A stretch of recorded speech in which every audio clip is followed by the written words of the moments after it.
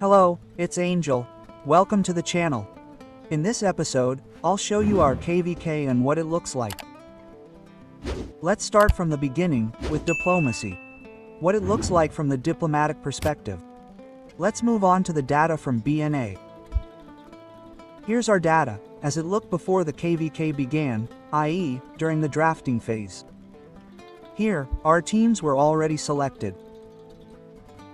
You might be wondering why VP2 and OPB are in red. Because we're solo. Yes, we're soloing here in this KvK, so we're fighting everything that moves.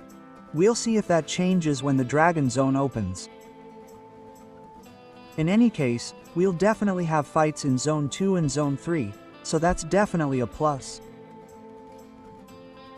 So, being solo is definitely a plus because we won't get bored. We won't have to trade anywhere, and we won't have to play so many Abyss to buy out a shop, so that's definitely a good solution for the early phase of KvK, right? Maybe I'll show you a map of what it looks like. Our KvK is KvK 72. There's some fighting going on at the monument, which is just about to open, so unfortunately, the monument will be late at night, so there won't be any fighting from that monument.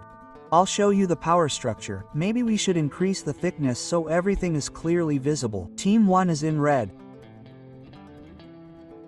In green, we'll mark our camp, what it looks like after Zone 2. Zone 2, we won Zone 2, so we'll enlarge our area a bit. And maybe we'll mark the two camps that are next to each other in yellow.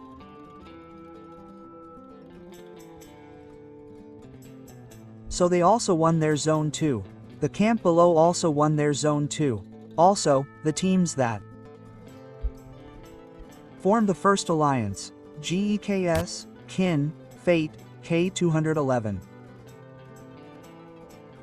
Fu, and NXG, have currently lost their Zone 2s, all Zone 2s, but they might be holding back.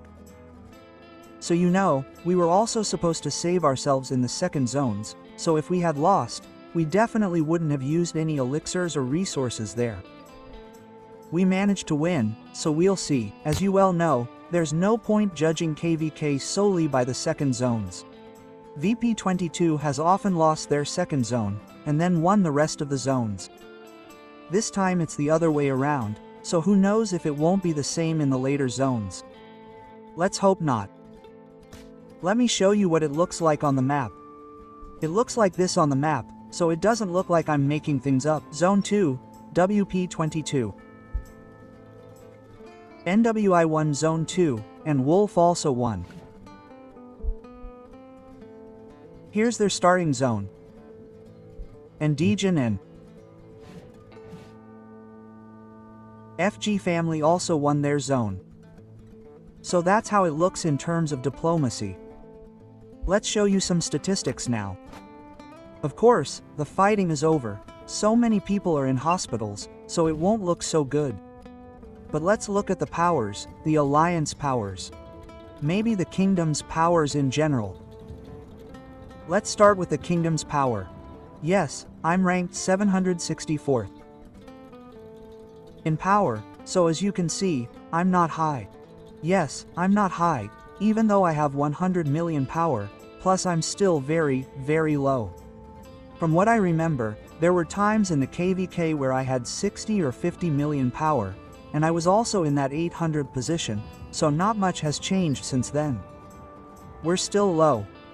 You see, the 600 player here has 103 million power. Let's look at their maximum power. 104 million, so over 100 million, is the current norm in this KvK. Let's go back to the strongest. It is what it is, but I'll show you the top 10 players with the highest power in our KvK. 267 million power, Snake Razor, Hollow Knight, Attila. And here's what it looks like with VP22. As you can see, there's no one here yet. However, Wowrose, who is currently our strongest, probably has a bit more power than 200 million, but he fought a lot, so his power has dropped a bit here. He's still healing for the fights in Zone 3, he'll definitely heal. As for merits, our zone didn't have many fights, so we didn't gain much either. Certainly, other zones had a lot more fights, definitely more fights, but that's no excuse. Let's look at the top merits, the top 10 players with merits: FG, OPB, DJ, MVP 22, NWE, Fate, NWE, and Wolf. So here's what the top 10 players with merits look like. Let's also look at the Alliance power. As for Alliance power, we're currently in first place. 14 billion power. A few people are still waiting for the realms they want to migrate to open. So our true power, I suspect, is around 13.5 billion. A few people will still leave us. The weakest alliance, I don't know how much it has. K211 has 10 billion, I think. The rest of the alliances, as you can see here, are scattered across various alliances. Here, everyone's in one alliance, so you don't even see VP2 here. Look, VP2, VIP3, very low, as I said. The rest of the alliances have this power in the kingdom, but they have it distributed among other alliances. So that's how it looks. So overall, in terms of kingdom power, I think we're not much different, except that everyone in VP22 is simply in VP22. As for, well, you know, no one cares about us. As for alliance merits, FG family has 500 million merits, Gexi has 468, Open Bar has 428 million merits, Chin has 419 million merits, Degenerates has 390 million merits, K211 has 385 million merits, NWI has 350 million merits, and VP22 also has 350 million merits. Fate has 336 million merits, and Freaks United has 328 million merits. There's also OXG, which is probably split with someone else, so you know, it doesn't quite capture the whole picture, but here's a preview so you don't think we missed something. As for the top 10 players in VP22, they are as follows, folks. Top 10 warriors. Maybe we'll see the top 10 powers. Yes. Wowrose number 1, Roy PL number 2, Kanisu's number 3, Francie Luca 4th, Sharingan 5th, Tony 6th, Tobin 7th, Loboyecho Bisek Chomicek 9th, and Morgana 10th. Remember that many people are still healing, so this power may certainly vary a bit.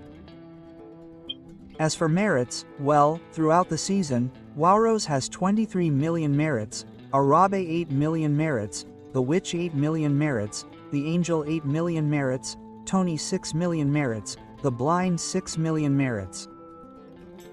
Branch Luca 6 million merits, Ors 5 million merits, Mars 5 million merits, and Baze 5 million merits. We won't show the 11th player. We're only showing the top 10. Let's move on to the infantry players and see who we can use to earn these merits, shall we?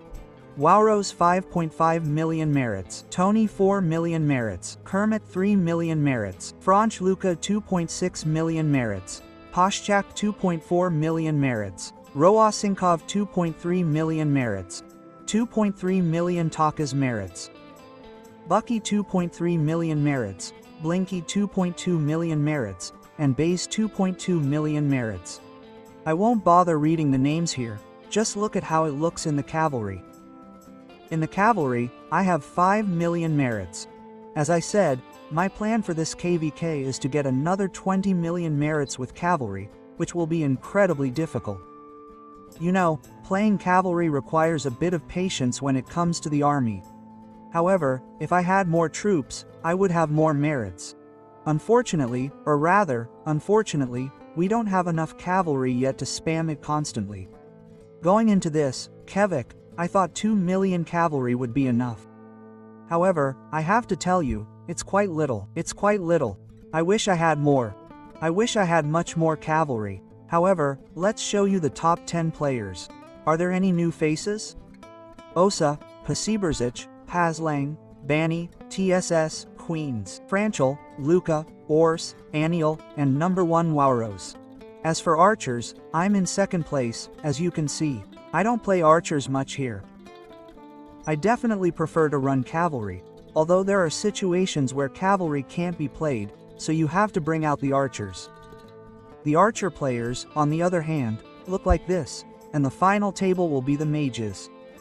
Number 1 in mages, Arabe, Wiedźma, Sishu, Melise, Anatolina, Zel, Anioł, Wileczny, Will, Anya, and number 10 Wauros. And as for other merits, what do we have here? Other merits? I don't know, that's probably burn, right? I think someone got burnt, so we won't dwell on that here. As for the cavalry legions, well, let me show you what I'm currently playing, what I'm playing with. We need to enter the Dragon Trail. Because as you've seen, I'm gathering mana, which is very much needed. This mana is very much needed. I think everyone who plays this game knows perfectly well that mana is very, very much needed. These are my current cavalry marches, right? Farandal with Urag, Emrys with A-List, Theodor with Baksham, my infantry march that I'm playing. Although I've noticed that between cities, if we're playing standard cavalry, i.e., eagles, a huge advantage of standard cavalry is that we have a charge, which allows us to escape if surrounded by infantry. And with infantry, we can't escape from such a situation, so I'm considering even running against those 5 eagle legions, but we'll see. We'll definitely be testing it. My infantry are Skogul and Saluna. And the 5th march of the NEA and LSY cavalry. Here are the artifacts. You've seen the pets. More details are in the video about my cavalry lineup, which I invite you to watch now. It should pop up here in the upper right corner. And let's move on to some reports. I might have some. Let's hope they've survived. Unfortunately, we don't have many reports. The last reports are from when they killed my donkeys, so it's just like that. Maybe we sent something to her, so let's take a look at Tedra's chat. Unfortunately, I don't have any reports. I haven't sent Tedra any reports either, which is very strange. I'll try to keep reports from Zone 3, so Zone 3 will open in about 3 days. In 3 days, we'll have fighting in Zone 3. So, I'll try to get some reports from Zone 3 regarding the cavalry. However, as for my trades, if I don't get caught, I have a 6-to-1 trade, so I think they're very good.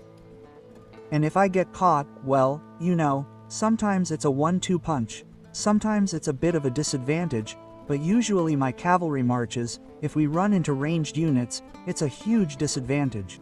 We usually never get out, even if we get caught. So, cavalry is really, really strong. You can even see that I have the cavalry skin on all the time, because I mainly play cavalry.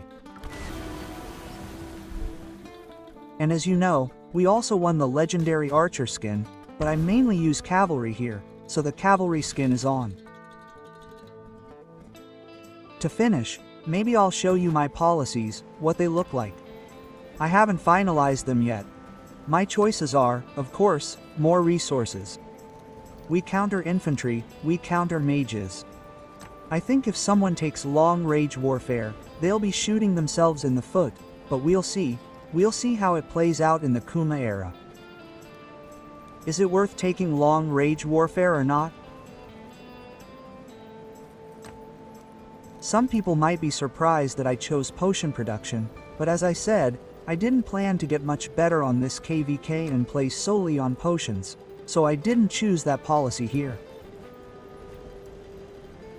As for stamina, I'm not currently lacking stamina. I'm just lacking troops, so the stamina issue isn't really a concern yet. I'm more concerned about the number of units. Moving on, we have potion production speed, of course. It's not a big deal here, because I won't be healing that much. Here, I chose the speed of army groups to make them a bit faster, because if someone throws units into my army group, they often march quite slowly, so any march speed will be useful. Then we'll get more merit in army groups, So, it'll work out somehow, right? As for my seasonal talents, I currently have a range tree for archers. I haven't tested it yet. If it's weak, we'll change it. Unfortunately, I don't know what I could change this tree to at the moment. We actually have 2 cool talents here, maybe 3 cool talents.